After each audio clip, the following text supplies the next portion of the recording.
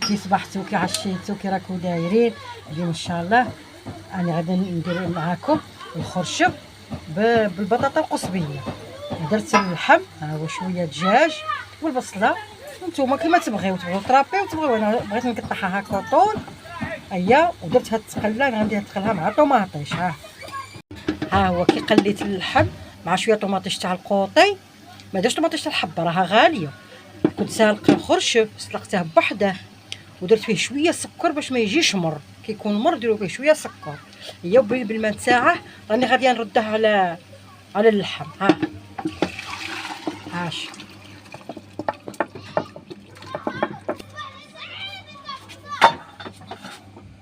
درت الخرشف، ما تكثرش من الخبزه خاطر البطاطا القصبيه تطلق الماء. هاش ها هي شوفوا البطاطا القصبيه. وانا غادي ندير العطور. شوف درت الفلفل الكحل والفلفل الاحمر وسكينجبير والملح، هي وندير في الروه، هي نخلطها هي ونديرها تدير ونديرها طيب. شو درت لها المرقه.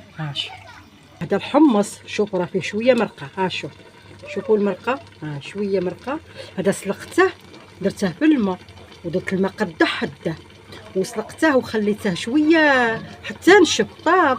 يبقى فيه شويه لاصوص تاع الحمص، يعني غادي نزيدها دروك مع البطاطا القصبيه والخرشف خاطرش الدجاج ما يقبضش بزاف. البطاطا القصبيه بالخف الطيب والخرشف راني راه مسلوق والحمص راه مسلوق. هيا وندير الجامبو والعطور، هيا ونقص لها ونخليها تجمر، وان شاء الله كي توجد نوريها لكم. شوف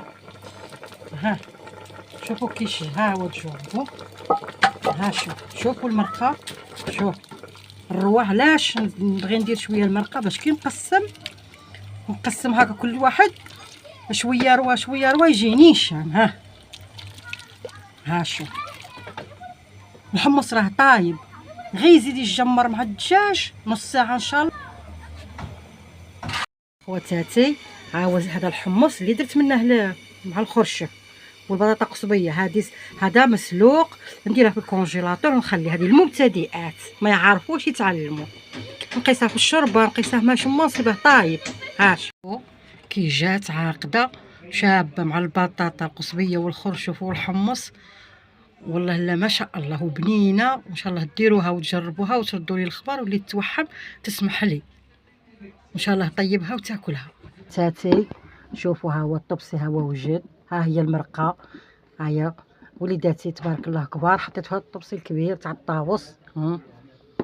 وشوفوا تجي بنينه ان شاء الله، وديروها وتاكلوها بالصحه والراحه ان شاء الله، وتعجبكم ان شاء الله وتردوا عليا. والعقبه والسلام عليكم، والعقبه الفيديو واحد اخر.